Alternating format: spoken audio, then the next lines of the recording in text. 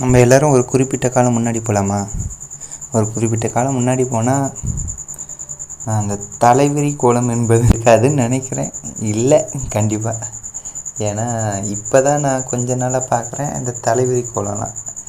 தலையை விரித்து அப்படி விட்டு அதை நான் சாப்பாட்டுக்கு போய் சாப்பாட்லேயும் போய் அதை கொஞ்சம் அருவருப்பை ஏற்படுத்தி நெக்ஸ்ட்டு என்ன சொல்கிறதுன்னு தெரியல. அதை எப்படின்னா அது ஒரு ஸ்டைலாக ஆகிடுச்சி.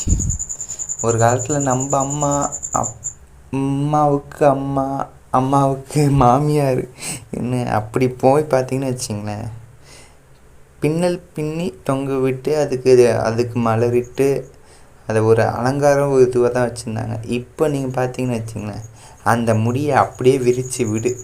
நம்ம கோயிலுங்கள்லேயே போய் பாருங்களேன், அம்பாளுக்குன்னு பார்த்தீங்கன்னா நல்ல அலங்காரமாக ஒரு அலங்காரம் பண்ணி வச்சுருப்பாங்க, பின்னல் போட்டு வச்சுருப்பாங்க.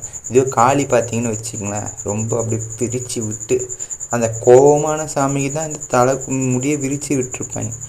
அந்த சாந்தம் ஸ்வரூபினின்னு சொல்கிற அந்த அம்பாள் எல்லாமே பார்த்தீங்கன்னா பின்னல் பின்னி நல்ல ஒரு அமைதியாக ஒரு சாந்தமாக இருப்பாள்.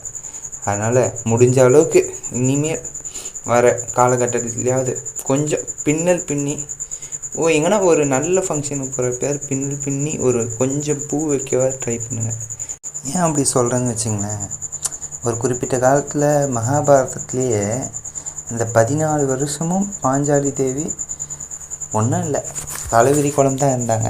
என்ன கணக்கில் இருந்தாங்கன்னு கேட்டுங்களேன், என் கணவர்கள் எனக்காக எந்த ஒரு செயல்பாட்டையும் செய்யலை, அப்போ என் கணவர்கள் இல்லை அப்படின்ற ஒரு கான்செப்டில் தான் அம்பிகை தலைவிரி கோலத்தில் இருந்தாங்க. பீமனும் துரியோதனனை சம்ஹாரம் பண்ணி எல்லாம் முடித்து அந்த ஒரு தலையை பின்னின பிறகு என் கணவர்கள் எனக்காக எல்லாத்தையும் செயல்பட்டாங்க, அதனால இப்போ என் கணவர்கள் உயிரோடு இருக்காங்க அப்படின்ற ஒரு கான்செப்டில் திரௌபதி தேவி தலையை பின்னிக்கிட்டாங்க. எனவே முடிஞ்ச அளவுக்கு தலையை பின்னி கொஞ்சம் பூ வச்சு ரொம்பலாம் வைக்க தேவையில்ல, கொஞ்சமாக வைங்களேன். அதை பார்க்குறப்பயே நீங்கள் இப்போ ஸ்டைல்னு நினச்சிட்டு இருக்கீங்க, ஆனால் உண்மையில் தலைவிரி கோலம் இருக்கக்கூடாதுன்னு ஒரு காலத்தில் சொன்னது எதுக்குன்னா, நிறைய விஷயம் சயின்ஸாகவும் எடுத்துக்கலாம். சயின்ஸாக எடுத்துக்கிட்டால் சாப்பாட்டில் முடி வரக்கூடாது, எப்படி வேணால் வச்சுக்கோங்க, ஆனால் பார்த்தா ஒரு அழகு தெரியணும். அந்த பொண்ணு பார்த்தப்பா நல்லா இருக்காங்க, ஒரு தெய்வ கடாட்சமாக இருக்காங்க அப்படின்னு.